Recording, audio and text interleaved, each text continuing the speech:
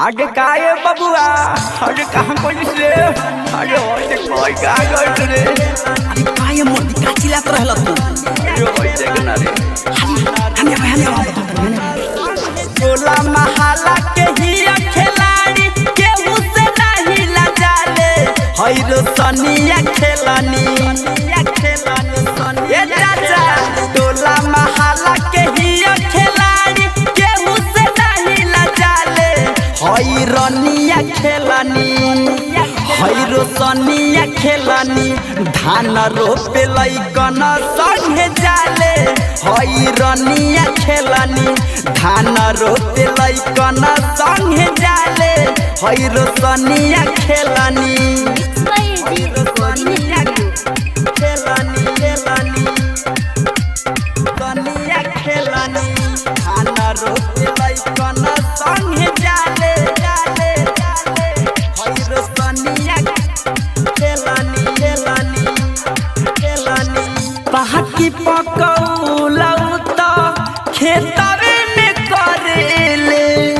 कहा कहीं नजर में सगर के करेले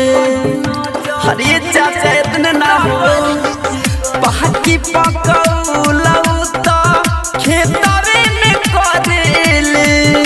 कहा कहीं नजर में सगर के करेले खूबे लगा हवेले उठावा में लाली कहले रोह बजा पाए हाली हाली कहले रोह बजा पाए हाली हाली बेरा कुबेरा चल जाले कतही कबो न कहीं डेराले हई कजलिया खेलानी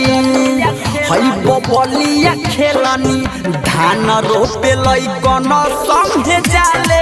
हई कजलिया खेलानी धान रोपे लइकन संगे जाले हई बबलिया खेलानी हई रसनिया खेलानी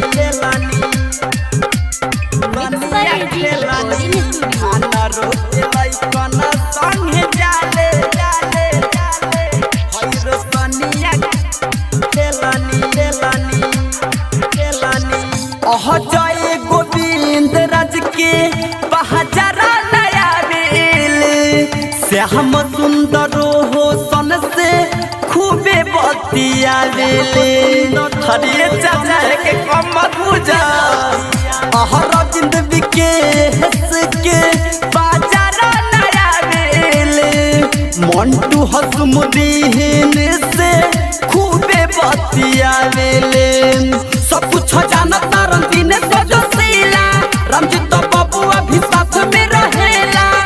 रामजीत बबुआ भी साथ में रहेला फिर सनी लियोनी के पहले बिया फैशन में खाली रहेले हई सलोनिया खेलानी हई किरनिया खेलानी धान रोपे लइकन संगे जाले हई सलोनिया खेलानी धान रोपे लइकन संगे जाले हई किरनिया खेलानी ए चाचा टोला महला के ही खिलाड़ी केहू से नहीं लजाले हई रनिया खेलानी हई रोशनिया खेलानी धान रोपे लइकन संगे जाले हई रनिया खेलानी धान रोपे लइकन संगे जाले हई रोशनिया खेलानी mix by AG recording studio Roshanpur.